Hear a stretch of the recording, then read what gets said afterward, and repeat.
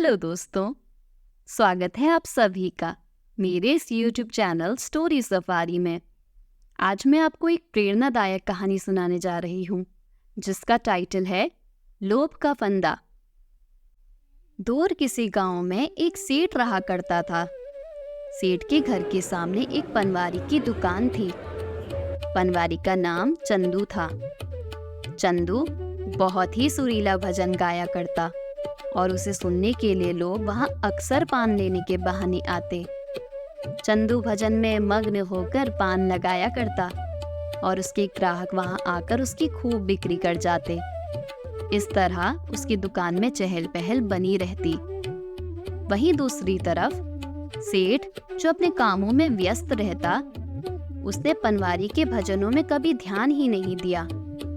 उसे पैसे कमाने की इतनी धुन थी कि वो दिन रात मेहनत करता, पर धीरे धीरे काम बढ़ने के साथ साथ उसकी चिंताएं भी बढ़ने लगी, जिसके कारण उसकी रातों की नींद उड़ गई।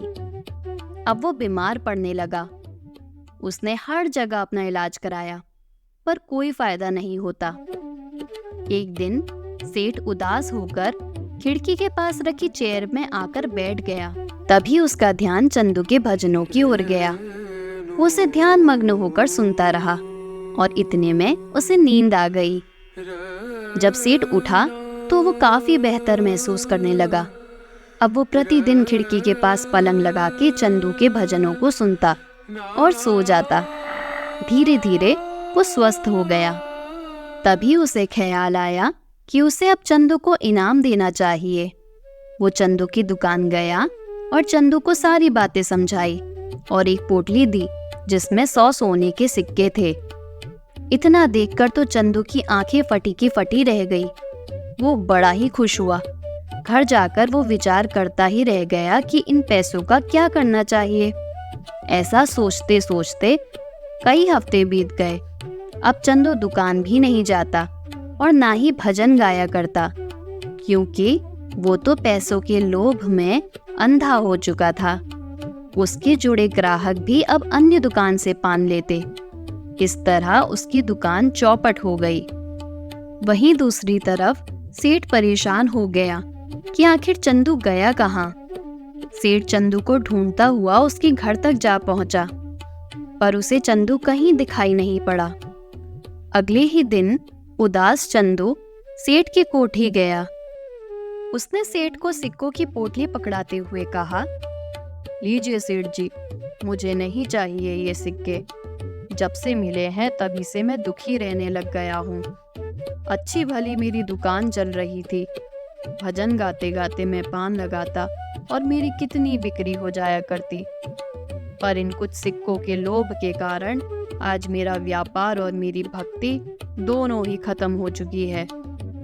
ऐसा कहकर चंदू वहां से चला गया और उसने फिर से नए जीवन की शुरुआत करी। दोस्तों, ये सिर्फ एक कहानी नहीं है, ये एक सीख है कि किस तरह पैसों का लालच हमको अपनों से ही दूर ले जाता है। हम भूल जाते हैं कि कोई ऐसी शक्ति भी है जिसने हमें बनाया है। आज के समय में ये सब बहुत देखने को मिलता है।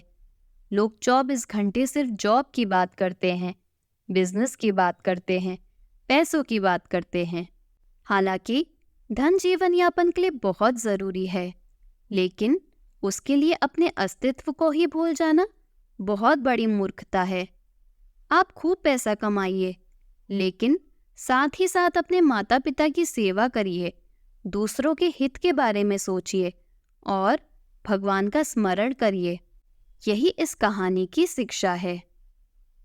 दोस्तों, आज की ये कहानी यही समाप्त होती है। आशा करती हूँ कि आपको ये कहानी पसंद आई होगी।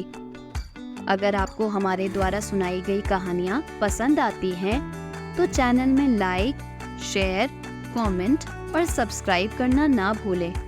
धन्यवाद।